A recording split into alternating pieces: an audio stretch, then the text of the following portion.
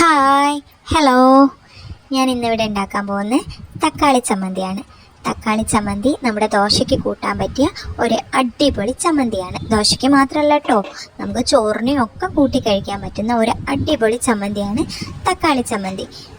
ഇതിന് വേണ്ട ഇൻഗ്രീഡിയൻസ് എന്തൊക്കെയാണെന്ന് വെച്ച് കഴിഞ്ഞാൽ തക്കാളി, പച്ചമുളക്, സവാള, ചെറിയൊരു കഷ്ണം കായം, വെളുത്തുള്ളി, പിന്നെ ഉപ്പ്, പിന്നെ നമ്മുടെ കാശ്മീരി ചില്ലി പൗഡർ കേട്ടോ നമുക്കിതിന് ആവശ്യമുള്ളത്. അപ്പം നമുക്കിതെങ്ങനെയാണ് ഉണ്ടാക്കാൻ നോക്കാം.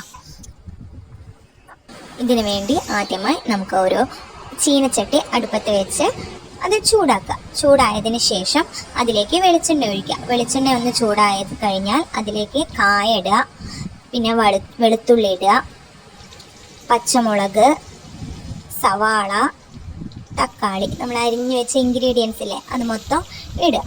എന്നിട്ട് നന്നായിട്ട് ഇളക്കി കൊടുക്കുക. ഇളക്കി നന്നായി വഴറ്റി വരിക. അപ്പോൾ ഇത് വേഗം വഴരാൻ വേണ്ടിയിട്ട് നമുക്കതിലേക്ക് കുറച്ച് ഉപ്പ് ചേർക്കാം. ഉപ്പ് ചേർത്ത് കഴിഞ്ഞാൽ ഇത് വേഗം വഴഞ്ഞു കിട്ടും.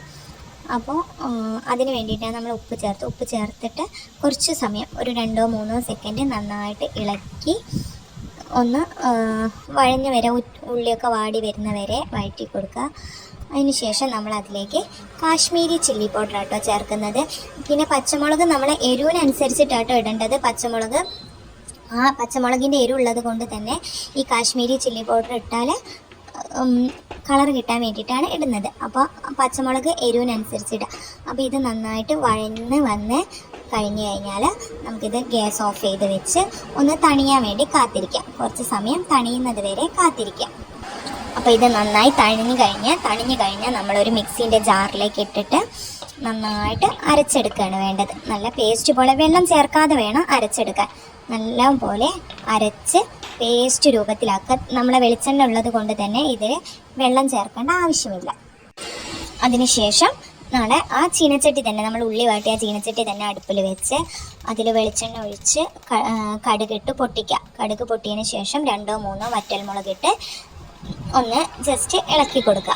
ആ ഇളക്കി കൊടുത്തതിന് ശേഷം നമ്മളിപ്പോൾ ഈ അരച്ച് വെച്ച ഇൻഗ്രീഡിയൻസ് ഇല്ലേ, അരച്ച് വെച്ച അത് അതിലേക്ക് ഒഴിച്ചു കൊടുക്കുക. അതിനുശേഷം ആ മിക്സീൻ്റെ ജാറ് നന്നായിട്ട് കഴുകി ആ വെള്ളം കൂടി ഒഴിച്ച് നന്നായി മിക്സ് ചെയ്ത് ഉപ്പുണ്ടോയെന്ന് നോക്കണേ. അപ്പോൾ നമ്മൾ ഇളക്കി കൊടുക്കുന്ന സമയത്ത് ഉപ്പുണ്ടോ നോക്കിയിട്ട് ഉപ്പിൻ്റെ കുറവുണ്ടെങ്കിൽ ആ സമയത്ത് ഉപ്പ് ചേർത്ത് നന്നായിട്ട് ഇളക്കി കൊടുത്ത് ഒന്ന് ജസ്റ്റ് ഒരു തള വന്നാൽ മതി. കുറേ നേരം വെട്ടി തിളയ്ക്കേണ്ട.